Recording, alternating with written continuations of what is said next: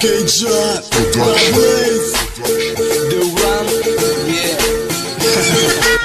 Kanam düğüne otur üşüp geçip barayan kıyılara gözüm düşüp birine tutar birine tüydük halkaydım içine olsa biz sindik sayıra bakşı sen durma seni dinlemek için üçtü bugün ovan sen sesine sandırayacaklar üçtü beri komşu kolumlar kanam düğüne bir kavun idim etini idim de paçağını koydum sıra çığıylara yarımdır öttüm elimde yağlık yelpesene beni Kalanın düğününe bir kavun idim de paçağını